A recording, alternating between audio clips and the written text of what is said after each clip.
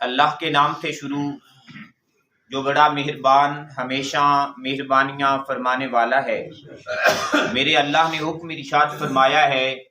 الشیطان، لوگوں یاد رکھیے گا وہ ایک قوت اللہ نے شیطان کو بھی دے رکھی ہے بندے کی آزمائش کے لیے۔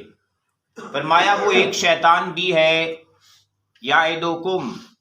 جو وعدے کرتا رہتا ہے تمہارے ساتھ، الفقر، فقر و فاقہ کے، غربت کے، تنگی کے، دشواریوں کے، تمہیں ڈراتا رہتا ہے چھوٹے چھوٹے سلسلوں سے۔ کیونکہ پچھلے جو اسباق ہم پڑھ چکے ہیں، میرے اللہ نے بندہ مومن کے وہ جو اخراجات ہیں اللہ تعالیٰ کے راستے میں ان کا تذکرہ فرمایا ہے،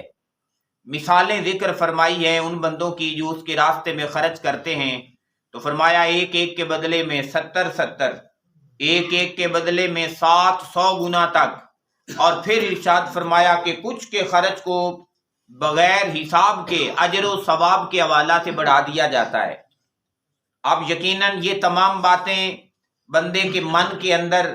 یہ محبت پیدا کرتی ہیں کہ جو کچھ جیسے میرا اللہ اپنی شان کے مطابق مجھے عطا کر رہا ہے تو میں اپنی توفیق کے مطابق اللہ کے راستے میں خرچ کرتا رہوں۔ تو جب بھی کبھی یہ یاد خیال آتا ہے کہ میں اللہ کے راستے میں خرچ کروں، تو بعض دفعہ پھر کیونکہ ہر بندے کی اپنی توفیق ہے، تو جب وہ دیکھتا ہے کہ یہ کچھ بھی خرچ ہی کر دوں تو شیطان پھر اپنا کام بھی کر لیتا ہے ساتھ۔ فرمایا وہ جو شیطان ہے وہ وعدہ کرتا ہے تمہارے ساتھ فقر و فاقہ کا۔ ایسے معاملات بھی کبھی کبھی زندگی میں آ جاتے ہیں کہ بندے کو اپنی جان پر، اپنے گھر پر، اپنے مال کے تحفظ کے لیے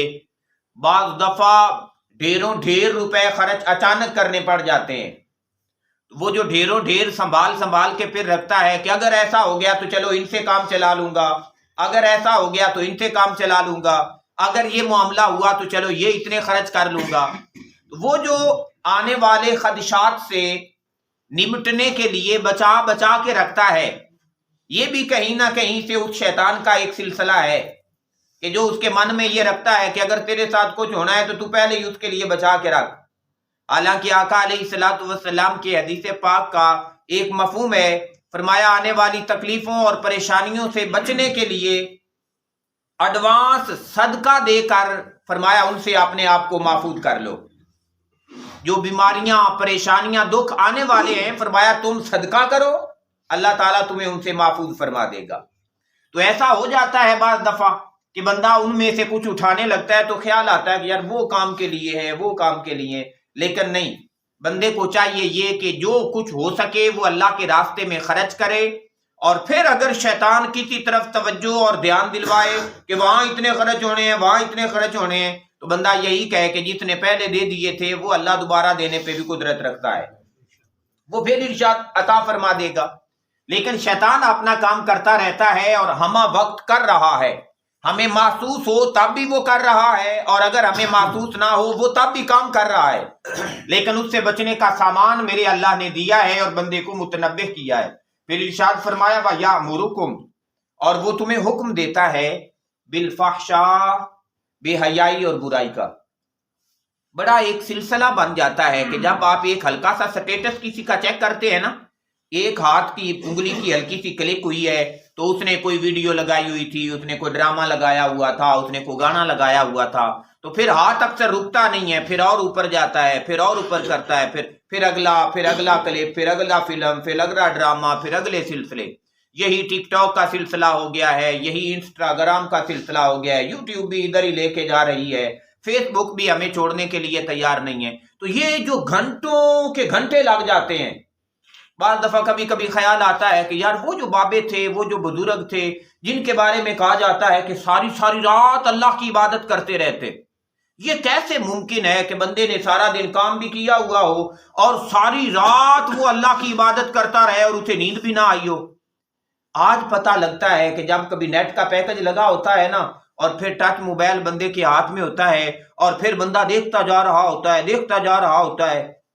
تو اچانک جب کبھی نظر پڑتی ہے گھڑی پہ، ٹائم دیکھتا ہے تو پتہ لگتا ہے یار 12:15 ہو گئے،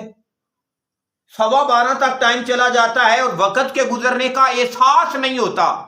کیونکہ ہمارا تعلق اس شیطانیت کے ساتھ بنا ہوا ہے، اس موبائل کے ساتھ بنا ہوا ہے، تو وہ موبائل کا تعلق بھی ہمیں بعض دفعہ 12، 12:30، 1 بجے تک ہم نہ سوئیں احساس نہیں ہوتا، لیکن وہ لوگ جنہوں نے اللہ کے ساتھ تعلق بنایا ہوا تھا وہ پھر رات اپنے اللہ کے ساتھ یوں مشغول ہو جاتے نا، پھر 12 بج جاتے، پھر 1 بج جاتا، پھر 2 بج جاتے، انہیں بھی وقت گزرنے کا احساس نہیں ہوتا تھا۔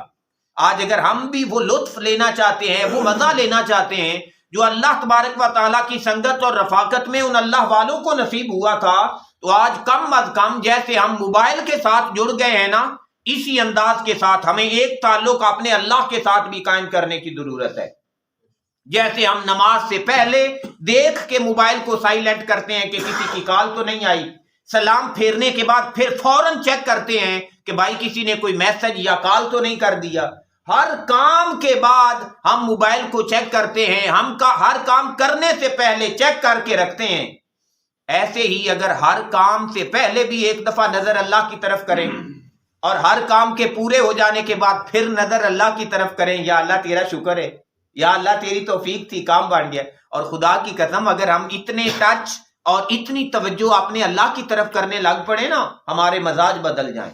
ہماری طبیعتیں بدل جائیں، ہمارا ماحول بدل جائے، پھر ہمارا اٹھنا بیٹھنا چلنا پھرنا، جیسے وہ کہتے ہیں نا کہ ہمہ وقت، وہ جیسے اللہ نے اپنے ایک محبوب نبی کو فرمایا بِأَعْيُنِنَا، تو ہماری آنکھوں میں ہمہ وقت رہتا ہے، تو جب ہماری توجہ بھی ہر وقت ادھر جانے لگ پڑے تو وہ بھی ہم سے اپنی رحمت کی نظریں دور نہیں فرمائے گا، ہمہ وقت ہمارے اوپر اپنی رحمت کی نظریں لگا کے رکھے گا۔ تو فرمایا یہ شیطان ہے جو تمہیں پیچھے نہیں لوٹنے دیتا، یہ پلے باندھ لینا بات، شیطانیت کی طرف کبھی نہ جانا، وہ بے حیائی اور برائی کی طرف لے کے چلا جاتا ہے، آگے آگے آگے آگے چلا جاتا ہے لے کے۔ لیکن ارشاد فرمایا واللہ، بندے تیرا اللہ بھی تو ہے، وہ تیرا اللہ بھی تو ہے، یعدکم، جو تمہارے ساتھ وعدہ فرما رہا ہے، مغفرتن، بخشش کا، کہ تو ایک ایک ٹیڈی بھی جو اس کے راستے میں خرچ کر رہا ہے، فرمایا اس پہ بھی تیرے لیے بخشش ہے، تیرے لیے مغفرت ہے، فرمایا تیرے لیے گناہوں سے پاکی ہے، اس میں تیرے لیے بخشش و مغفرت بھی ہے، من ہو، اس کے دربار سے، وفضلا، اور فضل عظیم بھی تیرے لیے اس اللہ نے تیار کر کے رکھا ہوا ہے۔ تو فضل کا تلاش کرتا ہے، اللہ کے فضل کو، اللہ کی مہربانی کو، آنے والے دکھوں سے بچنا چاہتا ہے، آنے والی پریشانیوں سے بچنا چاہتا ہے، فرمایا ہر طرح کا فضل اسی کے ہاتھ میں ہے، اور جس کی نظر پھر اس فضل پہ پڑ جاتی ہے وہ اللہ پھر فضل عطا کرنے والا بھی ہو جاتا ہے۔ اور اس سے بڑا فضل کیا ہے؟ آقا علیہ الصلوۃ والسلام نے امہات المومنین میں سے ایک زوجہ کا تذکرہ کرتے ہوئے فرمایا کہ اس پہ اللہ کا بڑا فضل ہے، اور وہ فضل پوچھا گیا یا رسول اللہ کیا ہے؟ فرمایا دن کو روزے رکھتی ہے، پچھلی رات کو اللہ کے حضور قیام کے لیے کھڑی ہو جاتی ہے۔ یہ اللہ کے حضور کی حاضری، اللہ کی یاد، اللہ کو یاد رکھنا، یہ اس کا بڑا فضل ہے۔ تو فرمایا یہ فضل بھی اللہ تعالیٰ کی طرف سے ہے، اور بخشش و مغفرت بھی اللہ تعالیٰ کی طرف سے ہے۔ واللہ، اور اللہ تبارک و تعالی، واسع، وہ بڑی وسعت والا ہے، بندے وہ بڑی وسعت والا ہے، تیرے حساب کتاب کہیں نہ کہیں جا کے رک جاتے ہیں، پر اس کی وسعت جو ہے اس کا کوئی کنارہ نہیں ہے، اس کی عطا کا کوئی کنارہ نہیں ہے، وہ بڑی وسعت والا ہے اور بڑے فضل والا ہے، علیم، اور وہ بڑے علم والا بھی ہے، ایسے علم والا ہے کہ وہ اپنے بندے کے من کی باتوں کو بھی جاننے والا ہے، کہ کوئی بندہ کس کنڈیشن کے ساتھ، کس حالت کے ساتھ، کتنا مجبور ہو کے، کیسے معاملات میں پھر اپنے اللہ سے تعلق بنائے رکھتا ہے۔ یہاں تک کہ ایک مفہوم یہ بھی ہے کہ جب تمہیں ڈر لگے نا اس بات کا کہ تنگی آ رہی ہے، دشواری آ رہی ہے، فرمایا صدقہ کر کے اللہ تعالیٰ کے ساتھ تجارت کر لیا کرو۔ تمہیں لگے کہ یار یہ 10 روپے ہی رہ گئے ہیں، تو فرمایا اگر 10 ہی رہ گئے ہیں اور کچھ بھی نہیں ہے، تو فرمایا وہ 10 اللہ کو دو، اللہ کے راستے میں دو، اللہ سے تجارت کر لو، وہ تمہاری جیب کو کبھی خالی نہیں رہنے دے گا، وہ تمہیں فضل عطا کرے گا، کیونکہ وسعت اس کے پاس ہے، علم اس کے پاس ہے۔ یؤتی الحکمت، اور وہ حکمت عطا فرماتا ہے، دانائیاں عطا فرماتا ہے، من یشاء، جسے چاہتا ہے،